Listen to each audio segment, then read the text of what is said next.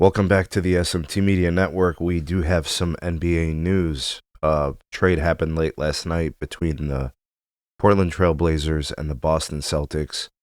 And in my opinion, the Portland Trail Blazers got fleeced. In fact, in some ways, I don't even think this trade makes much sense.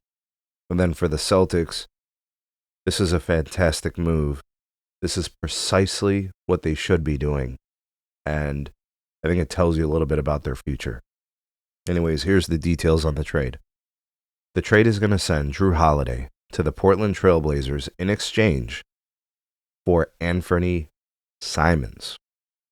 So that's essentially the foundation of this trade. That's the player swap. Jrue Holiday is a champion, a two-time NBA champion who won one in Milwaukee with Giannis and Chris Middleton and those guys. And then I think the following year won one in Boston.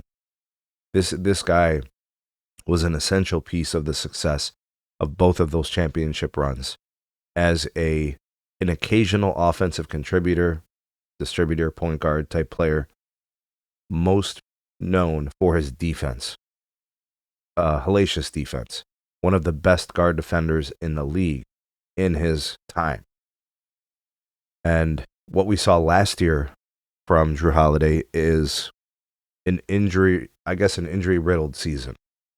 And I think at this point in his career, that's probably not going to get all that much better. And I like him. He was an amazing player. But I think he's 35 years old. I think he's turning 36. He's just not what he was even just a couple years ago. And after watching him play last season, I don't know if you can expect him to recreate what he had in Boston in their championship run or in Milwaukee with their championship run. So I think his best years are well behind him, and that's the head scratcher for the Blazers. I don't know what they think they're actually getting. Are they getting leadership? Are they getting a good dude, a locker room dude, a good soldier, a nice player? Yeah, they're getting all those things. But you have to think about the direction of where the Blazers are going and where they currently are, right? So that's kind of why I wanted to mention that. Jrue Holiday's set to make like $32 million. And then I think $35 million the following year. And then his player option would be $37 million the following year. So we've got 3 years in which he's going to be making $30+ million, $35+ million in those years. Those are probably not going to be value driven for the Blazers, unfortunately. Now, for the Boston Celtics, they get a much younger player who also has some very friendly elements to his contract, right? So let's take a look at what he brings to the table. First of all, Simons is actually a good player. He averages, I think, 20 or 21 points a game since he became a starter. Joe Mazzulla is probably going to be akin to him, being like a three-point shot maker, three-point shot taker, those kind of things. So he brings that dynamic. From a contract standpoint, I think he's got an expiring deal next season where he's making, I think, almost $28 million. So what you did with this trade was you're paying a guy less money. You have less years guaranteed to it, which of course they could re-sign him and they could keep him. They could sign him and trade him. He could walk, it's all possible. But clearly Jrue Holiday wasn't getting you where you needed to go, right? And then they got themselves some picks. Got a couple of second round picks as well. And Jason Tatum's going to be out. He's not going to be playing next year in all likelihood, with a very serious Achilles tear, very serious injury. I don't know, man. So Portland actually had a really, really good year towards the end of the year. The first part of the season last season, they were awful. They were one of the worst teams in the league. They actually finished pretty strong, and they had an excellent defense. This would boost their defense, actually.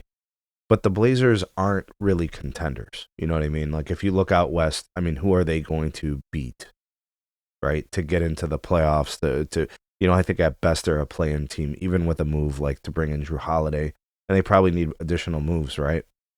I don't know. For the Blazers on this trade, I got nothing. To me, I think it's moving in the wrong direction. You should be developing your young players. You should be bringing in veteran leadership to help them along. But instead, you didn't really accomplish that, and you made yourself, take on some additional money that you probably didn't require as a franchise. That like we're going to be talking about the salary cap and guys making extra dough. This is going to limit your flexibility to bring in other players, unless this trade was to somehow then move Jrue Holiday again. I don't know, man. I don't know. I'm giving the Celtics this was a home run for the Celtics. They're going to be down next year. They're going to regress, obviously, as a team. They come up off of a very expensive contract on a player who's probably not going to play up to that value. And then they get picks, too. They fleeced the Blazers, in my opinion. They got the flexibility. They got the money side of this. They got the picks. They hit it on all cylinders. This is a solid move for the Celtics. And this is an opportunity for, Anfernee Simons to actually get a chance to play with some pretty good players, like Peyton Pritchard and, Jaylen Brown. And with Tatum being injured, it's probably giving him some extra run. I'm not sure what's going to happen with Porzingis. He might be the next one on the move. I'm not sure what other moves Boston plans on doing, but this is probably one of a couple of moves Boston's looking to do. Head scratcher for the Blazers. I like this move for the Celtics. Unfortunately for my Cavs, right, it makes the Celtics a better team in the short term and the long term. What do you guys think? Let me know. Who won this trade? Who lost it? Do you think it was a good trade, bad trade? Let me know. Drop me some comments. Like, share, subscribe. Check out some more videos. We'll see you guys soon on the next one.